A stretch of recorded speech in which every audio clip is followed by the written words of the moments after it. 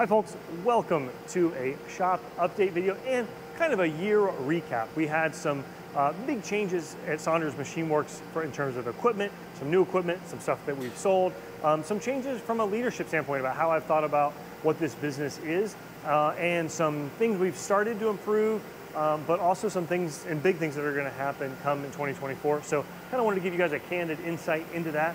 We'll start with the fun stuff. New machines. We are bringing a 0-point product to market called a puck chuck system. So there'll be an automatic version. This is a test piece here where it'll plug in with an air line and use a pull stud to locate, I'll actually show you over the horizontal. But to make those to the standards and accuracies we want, grinder was the right way to go. So we bought this. We actually already did a video on it. It's been absolutely great to grind stuff and just be able to walk it in, walk up to the machine, dial in the 10th setting you want. We've actually already started creating a process sheet for it. It has just been like, it makes you love what you do because you just get absolutely insane tolerances. And we've been starting to think about how we're going to build long-term processes around what is our master gauge, what are we using. There's a lot of ways to measure stuff with hand micrometers. We've got the Mitsutoyo height gauge.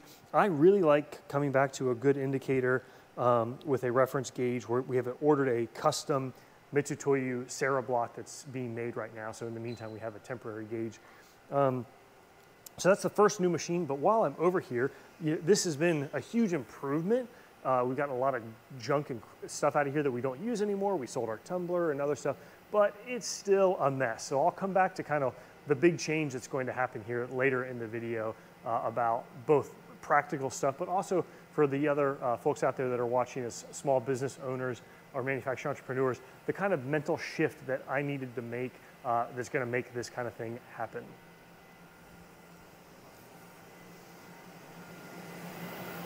Moving on from there, this machine has been just absolutely phenomenal.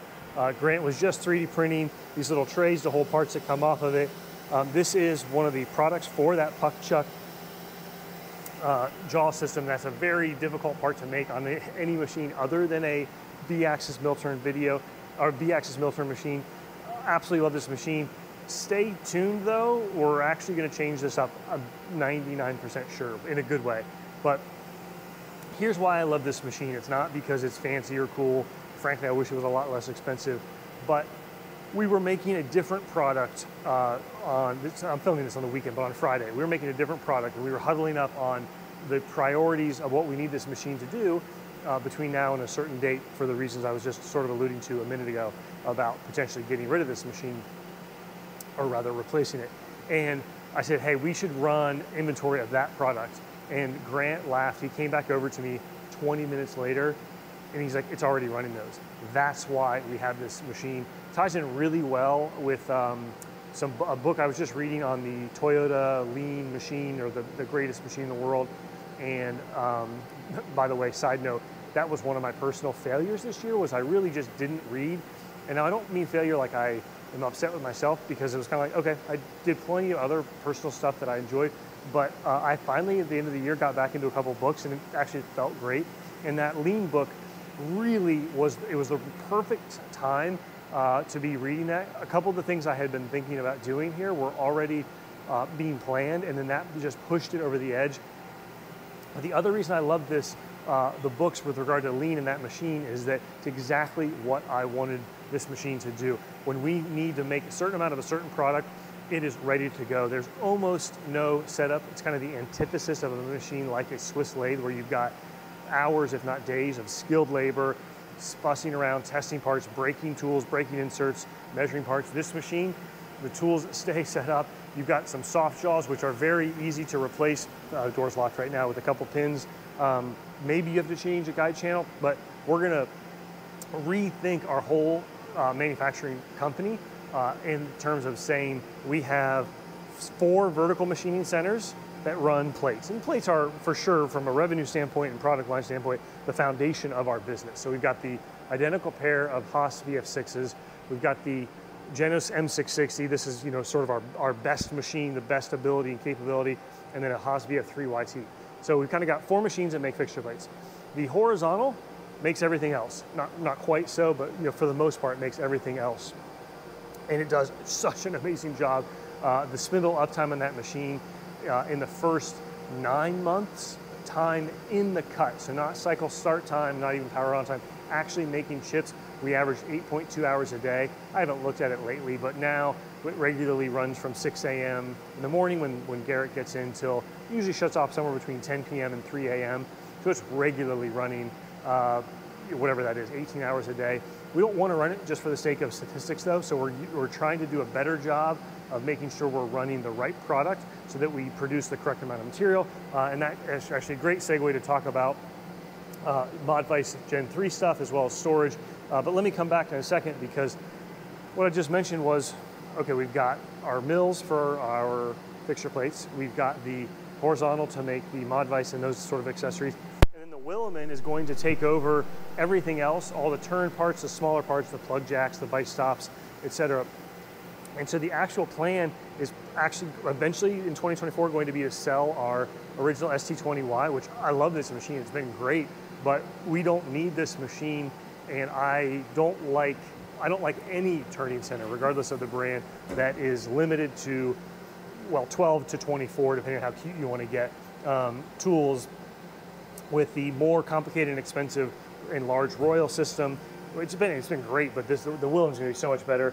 But really it's the fact that you have very limited number of live tools. You don't have 5-axis capability, and those live tools that you do have are limited in their RPM, somewhere between 4,000 and 6,000. It's a gear-driven, clunky system, whereas on the Williman, you've got, I think of it as unlimited, up to 72 tools. So certainly not unlimited, but a huge increase of the quantity of tools in a 30 to 40,000 RPM proper milling spindle with much better brake detect, sister tooling, etc. So the thing is, we're keeping this machine for a while until we sort of settle out the stuff back there, and we will still need a lathe. We'll need it for everything from bar prep to R&D to some other stuff. So I could go 2 different routes on this. I could go, hey, let's get a used 2-axis CNC lathe that just is very simple machine. That's all we need it to do. We don't need the bar feeder,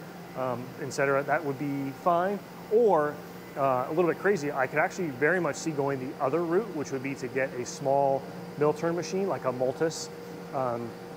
It's weird because I've had some thinking about whether that sort of a machine could just replace the Williman, but the Williman is it's so much faster and it's different. It's a little nimble, smaller machine, whereas a Multus or that type of machine has a much wider breadth of capability.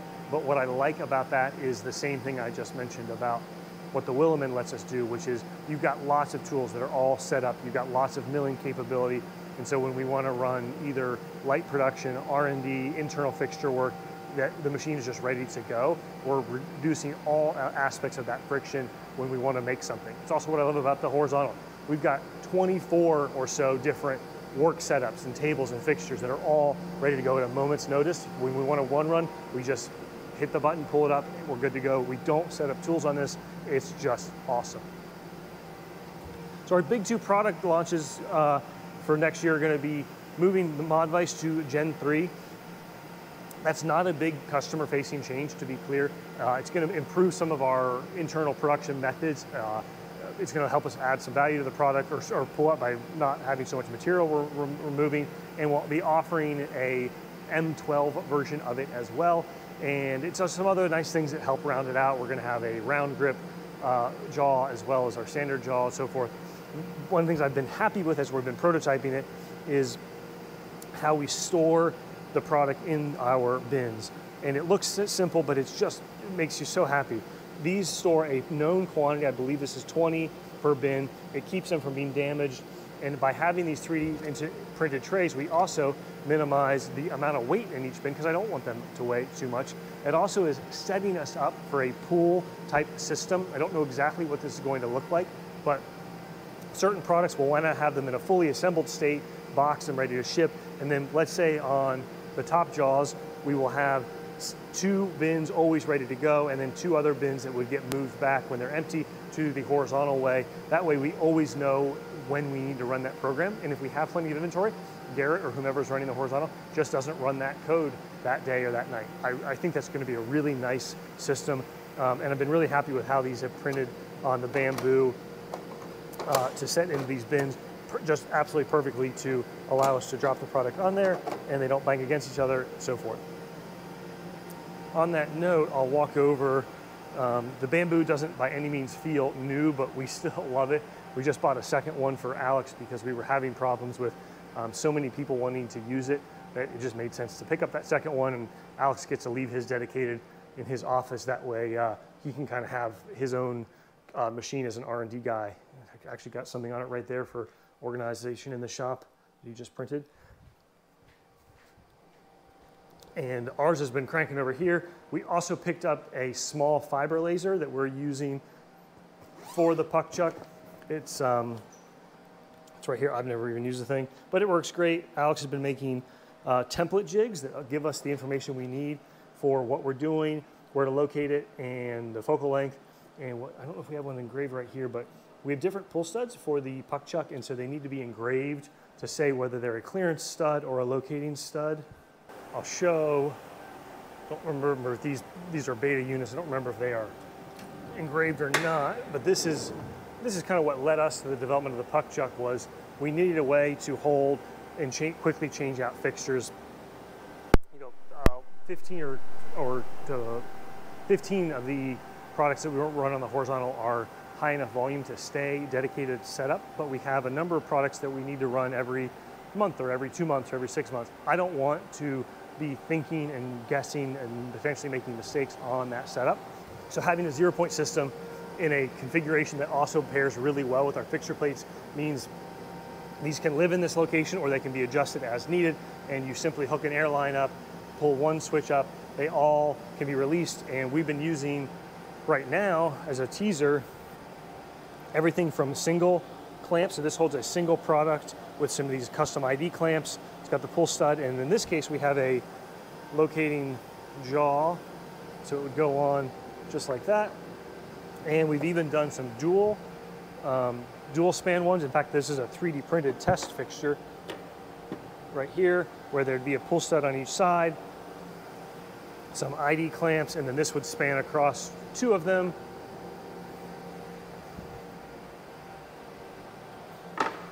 Or you can go larger fixture like so, which has 4 pull studs on the bottom. We'll be using Fusion 360 to push the offset there. The tools will be set up. So with a setup sheet or a process bin, makes it such a great way to make the stuff you need to make. On that note, quality of life stuff that we've been working on here. This one is a half success, half fail. So we'll take that for what it is.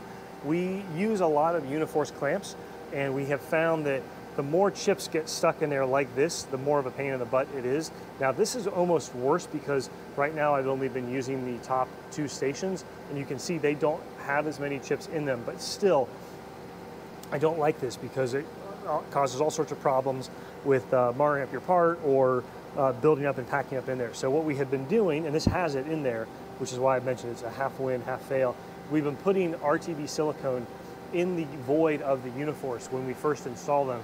And that silicone is plenty compliant or pliable to flex as you open and close the clamp, but it generally seals off most of the chips from getting in there. What we did on the different fixture with some of the smaller Uniforces was we made the Uniforce pocket even tighter, so there was less of a gap, pushed more silicone in there, and that worked even better. Just that nice little quality of life detail touch when you're first putting that fixture together. Another quality of life improvement, Grant wanted a way of blowing parts off at the Williman and not blowing them off such that the oil, this machine uses cutting oil, not cutting fluid, was blasting around the shop, making a mess, etc. So we asked the folks at Mistaway. They did not have one of these, but they were willing to make one as a test unit. It's basically an extension of their same design as their mist extractors, and it has these filters in it. And so we put an Amazon foot switch on it, so when you step on, it turns on, and that stays on until you flip the switch again. Now when we come over and blow the parts off, much nicer quality of life, easy to use, and helps keep our air in excellent condition. Earlier in the video, I'd mentioned some changes throughout 2023 that happened. And you know what's funny? I don't even remember the specific date or what happened. I don't even think it was something momentous, but Folks, I love what I do. I'm very grateful. This has been an awesome journey. I think Tom Lipton said it best, you know, the trades have been kind to me. I am grateful to run Saunders Machine Works. I don't, generally speaking, have to work nights or weekends. I sometimes will because I enjoy it a little bit, but you know, we are profitable. We have a good team. We've got the machine and equipment we need. Like basically everything is good, except we weren't taking that next step. It was still a business that it would last. I kind of joke with my wife, and so we're like, if I get hit by a bus, you know, it would not make sense for this business to liquidate. We have plenty of customers around the U.S. and around the world. It just wouldn't make sense at this point, which is kind of a cool feeling. Except the business was still too reliant on me in all those fringe ways. And if you're a small business owner, I suspect you know exactly what I'm talking about. And I said, we're done. That's it. I've had enough. Like, and it wasn't a stressful decision. Like nothing happened. I wasn't mad. I wasn't upset. It was more just like, we're going to take that next step. And Grimsman and I have talked about this some on the Business of Machining podcast. Kind of think of it like, if and I don't, this may be a terrible example, but if you went and purchased a sports team, or you went and purchased a paving company, there's like no chance you're going to be coaching the players, or there's no chance you're going to be on the machines running the equipment. Like you're not, it's just not appropriate. You don't have that background. And the problem with me and even like Grimsmo and a lot of us out here is we grew these businesses from nothing in my garage. I did everything, and so I love it. I know everything, and it, I think, makes it unbelievably hard. I truly, like, harder than you can possibly understand to then disconnect from it and remove from it. And I had that moment where I was like, no, we're going to do this. I am going to, not like, oh, I'm not going to start delegating. It's like, no, I'm done. And so we've done a bunch of things already this year. Whether it was continuing to improve our ERP system, Lex, and it does everything for us to, or sorry, I shouldn't say everything, it does what it needs for us to Fresh Desk's customer service, so I'm not seeing customer service anymore. I was, and frankly am, still handling a lot of purchasing. That's changing January 1st. That's taken off my plate, which is actually great. And then little things like I got tired of looking around at and seeing, man, we just don't, you know, we're not clean, we're not organized anymore, so let's stop. And so we did small things like we threw away all of our old spray bottles. We bought new ones off Amazon, so by and large they're consolidated. That appears to be an old one. They're consistently labeled, so anything that's blue is WD-40, this is LPS3 that's red, and the green is denatured alcohol. This is not as common a one to see around the shop, the simple green, but otherwise a lot of these three exist elsewhere in the shop. And you know, we standardize it, they're organized, somebody else handles filling them up, tracking them. If we need more, we know how to order more. Doing a better job on our own process bins that include the tooling, the fixtures, the questions. You know, there are certain products where we have features, and I don't want to give a wide tolerance range of say plus or minus 2 thou when we really need it to be tighter than that. But there's that question of, well, if it's, let's say you want it to be within 1/1000th of an inch, if it's 1.2 thou, do you throw it away? Yeah, there's certain products where we would throw it away, but there's some products where that's okay, but we don't want it to be, okay, meaning we don't want it to continue making them that way. And so what do? Do you need to talk to a manager? Do you need to revisit the tooling, the cam? What happens? Does that trigger an event? And so we've updated our dimensional drawings and our prints and done a better job at giving those, putting that resources in the process bin so that they exist there. And then even little things like we had bought the Amazon Basics laminator, and it bothered me. It took so long to warm up and too long to print. So for a few bucks more, we bought a much higher quality laminator, turns on quicker, laminates quicker, just makes things nicer. But a lot of that stuff is on its way, but it's not there yet. And so the big sort of change for me is, I realized a couple of months ago, I can keep talking about this stuff, but I don't want to be somebody who just talks the talk. I want to walk the walk. So I looked at what I needed to get done. I'm still involved in some of the Gen 3 fixturing and development, and I'm okay with that because it's so close, and you can see we basically have every product already being made. It's more just refining stuff at this point. And then puck chuck stuff, that's actually literally going to be wrapping up here in the next few weeks, which is perfect. Come January 1st, I'm giving myself a schedule, and I have this actually scheduled out, where Monday, Thursday, and Friday, so 3 days a week, 2 hours of those days, I have a job. I have a days off in the shop time allocation. And what I love about this is that it's not that much time. 6 hours a week compared to the normal work week is no big deal. And you can see my schedule right here when it starts off in that 3D printing room. And it's a focused purge, reorganization. Where do we need to buy stuff? Where do we need to make stuff better?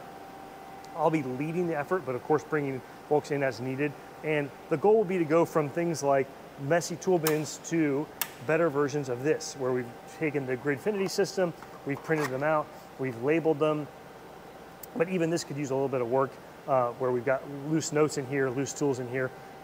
But still, this is a win. The next level, we've also realized some of these tools we store in such high quantities, or they're larger tools, so we're gonna get a new storage rack over here that can hold some of this stuff. I'm actually gonna try some of these cardboard bins, because I find that going with plastic bins, they get dirty, and then you've got to kind of stop and empty them and clean them, which is an awkward process. So I'm going to try the cardboard bin, because if it needs replaced, we just replace it, no big deal. Those are going to also then have the Lex ID code on it, and I want to have a laptop or computer over here that will let us then immediately take the action needed, like rescanning or reordering, to just make it so easy. Like, hey, we need these tools, all the larger volume tools are in one location, all the small drills, small taps, chamfer tools, etc. are in here. And I want that idea when you walk into your own shop, you look, or somebody else walks into the shop, they look and they go, oh man, I need to take some notes down. This place has got it going on. That's kind of the goal. So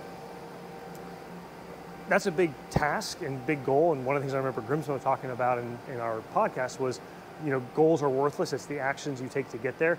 So I thought about the shop and the room I'm standing in, and to say, hey, fix this shop, clean this shop, all that would be pretty daunting. So I literally am breaking it down by the concrete divider areas. A little bit of latitude on that, but basically one of my days is just going to be spent on this section. So that's going to be fixing that mess right there, fixing the electrical cable there, or the extension cord cleaning this machine, reorganizing it. What do we need? What do we not need? And we're going to get through, I think in March, early March is my drop dead date, and I'll report back, but I'm super happy about it. It's almost all good stuff. Some of it's the victim of, now we're 10 years old. We've been in the shop, 8 years, and that's just kind of what happens.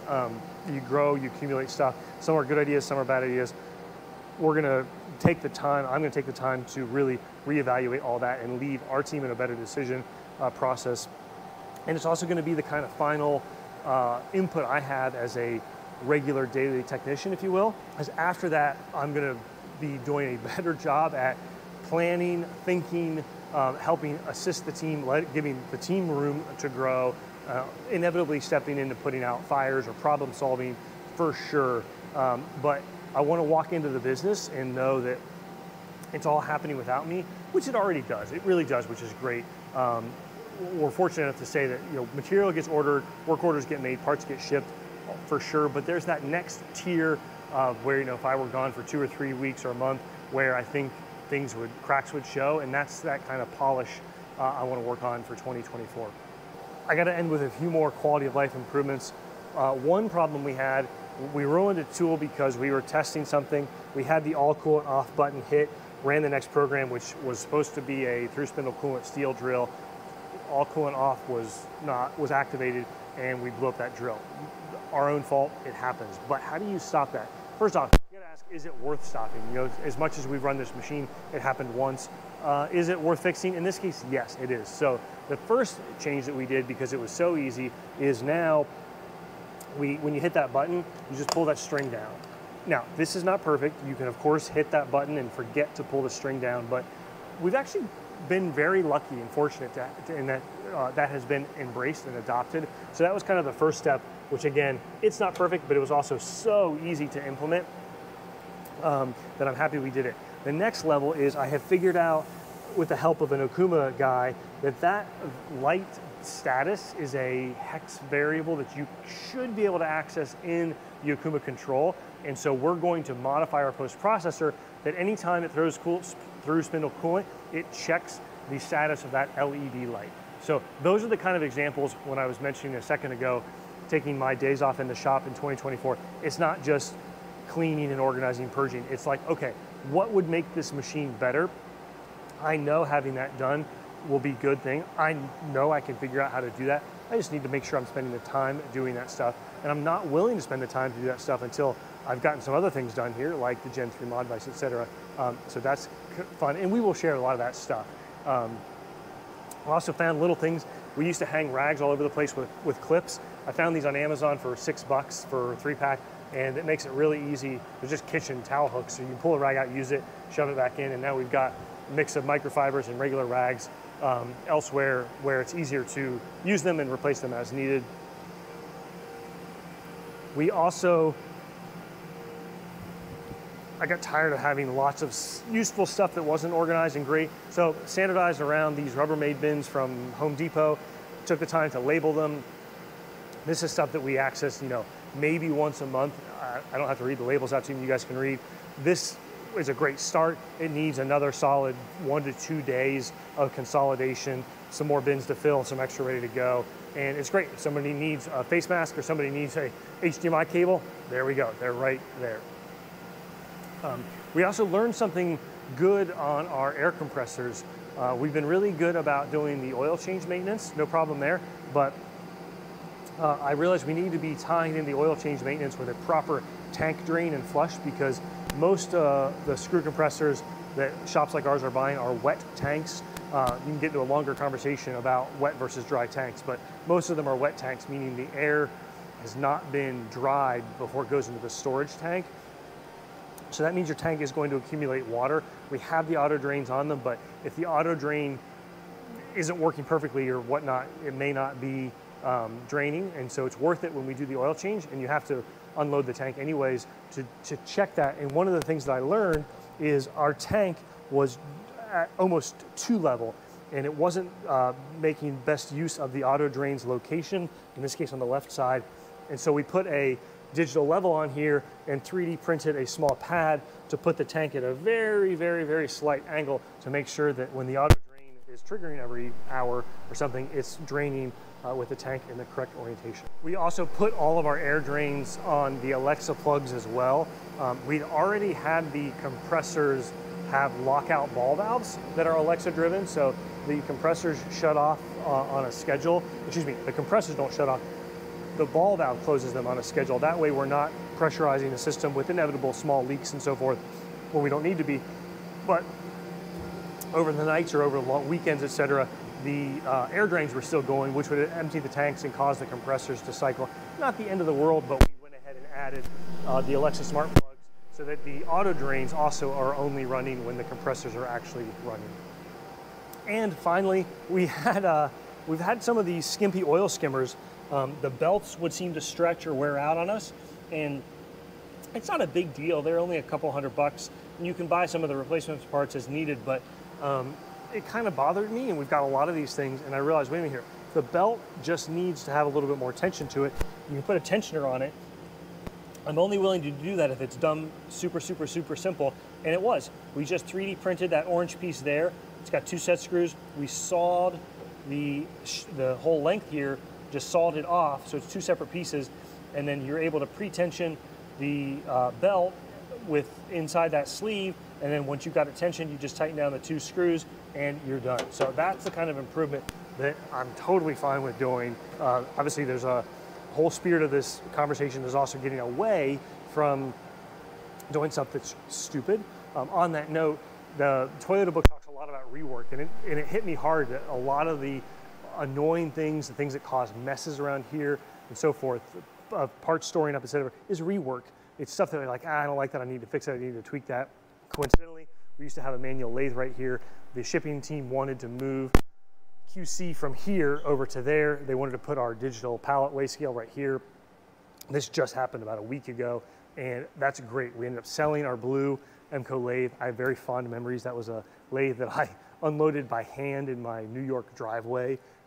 It was one of the first machines I had after the Tormach, so really, I really like that, but we don't need a 10-inch manual lathe anymore. The manual turning work we were doing was trimming off the head of a 1/2-inch bolt.